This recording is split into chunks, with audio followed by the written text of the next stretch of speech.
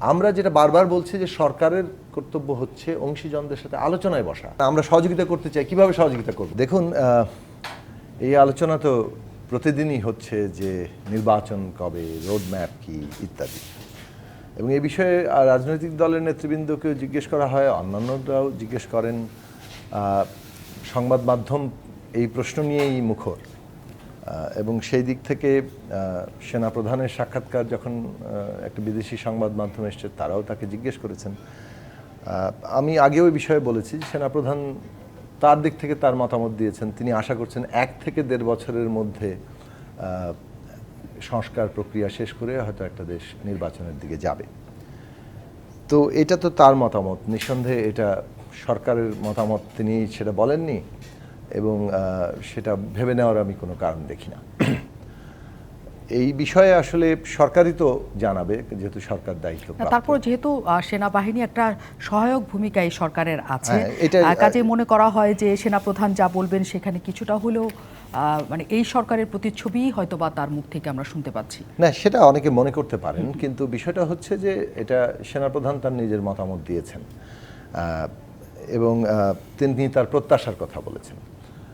প্রত্যাশা তো মানে প্রত্যেকেই, অনেকেই বিভিন্নভাবে তাদের প্রত্যাশা প্রকাশ করছেন। মূল বিষয়টা হচ্ছে যে সরকারের দিক থেকে এই বিষয়টা বলতে হবে, এবং সরকারের দিক থেকে যে কথাটা আমরা শুরু থেকেই শুনে এসেছি যে সংস্কার প্রক্রিয়া শেষে একটা নির্বাচনের রোডম্যাপ আসবে।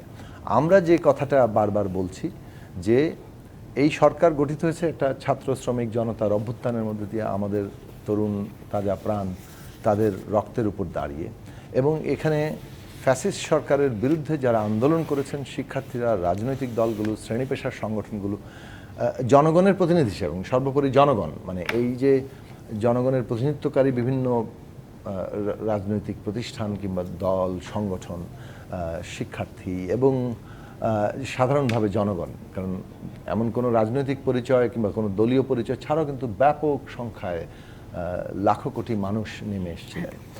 সেই যে জনগণের সমর্থনের উপরে দাঁড়িয়ে, এবং সমস্ত স্টেক হোল্ডার যারা প্রতিনিধিত্ব করেন বিভিন্ন সংগঠন কিংবা দলের মধ্য দিয়ে, তারা সমর্থন জানিয়েছেন এই সরকারকে।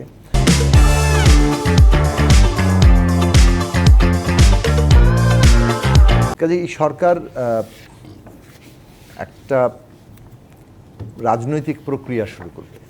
একটা তাদের কাজ, একেবারে আশু কাজ, স্থিতিশীলতা আনা, ন্যায় বিচার শুরু করা, আমাদের শহীদদের তালিকা, আমাদের আহতদের চিকিৎসা, দায় দায়িত্ব গ্রহণ, অর্থনৈতিক চ্যালেঞ্জ মোকাবেলা, এগুলো তাদের আশু কাজের জায়গা, যেটা তারা করছেন। সেখানে অনেক রকম প্রশ্ন তোলার জায়গা আছে, কাজের অসন্তোষ আছে মানুষের মধ্যে।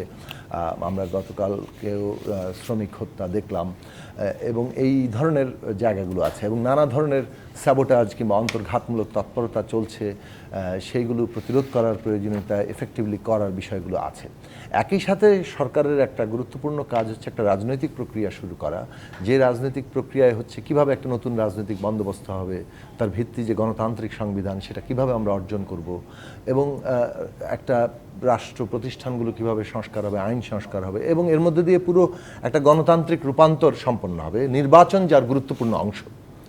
কাজে এইটা আলোচনাটা এই স্টেক হোল্ডার সকলের সাথেই যখন আলোচনা হবে, এই আলোচনার প্রক্রিয়ার মধ্যে দিয়েই কাজগুলো সুনির্দিষ্ট হবে, এবং তার ভিত্তিতে একটা রোড ম্যাপও তৈরি হয়ে যাবে, সময়সীমাটা ওইখান থেকে বেরিয়ে আসবে। আমরা যেটা বারবার বলছি যে সরকারের কর্তব্য হচ্ছে অংশীজনদের সাথে আলোচনায় বসা, এবং তাদের সাথে নিয়মিত নিবিড় আলোচনার জন্য, কেবল রাজনৈতিক উত্তরণের জন্য না, প্রাত্যহিক যে প্রতিদিনকার সমস্যা মোকাবেলা করতে হচ্ছে, সেই সব সমস্যাগুলো মোকাবেলার জন্য তাকে যারা সমর্থন দিয়েছে, জনগণের যে সমর্থন, সেই সমর্থনের উপর বলিয়ান হয়ে তো সরকার এটা করবে। কাজে এইটার জন্য একটা আলোচনা নিবিড়ভাবে করা দরকার, তার কাঠামোগত আয়োজনও দরকার। আমাদের দিক থেকে আমরা বলেছি যে একটা ন্যাশনাল পলিটিক্যাল কাউন্সিল দরকার, যেখানে রাজনৈতিক দলগুলোর সাথে এবং শিক্ষার্থীদের সাথে, শ্রেণী পেশার অংশীজনদের সাথে সরকারের নিবিড় আলোচনার জায়গা তৈরি হবে। কারণ আমরা সহযোগিতা করতে চাই, কিভাবে সহযোগিতা করব, মানে এটা তো হ্যাঁ আলাপ আলোচনা নানানভাবেই মানে পরিচিত জনদের সাথে হচ্ছে, কিন্তু সেটা তো অনানুষ্ঠানিক প্রক্রিয়া। আনুষ্ঠানিক প্রক্রিয়ায় যে আলাপ আলোচনাটা দরকার, এবং নিয়মিতভাবে এই জনগণের এবং তার প্রতিনিধিত্বকারী শক্তির উপর দাঁড়িয়ে সরকার যে একটা, তাকে অনেকগুলো দ্রুত এবং কার্যকর সিদ্ধান্তে পৌঁছাতে হবে, সেই জায়গার জন্য আমরা এটা বারবার বলে আসছি যে আলোচনাটা শুরু করতে হবে, এবং আলোচনার প্রক্রিয়ার মধ্যে দিয়ে কাজ সুনির্দিষ্ট হবে, সময়সীমা সুনির্দিষ্ট হবে, রোড ম্যাপও বেরিয়ে আসবে এবং এই সমস্ত জল্পনার অবসান ঘটবে। নিশ্চয়ই।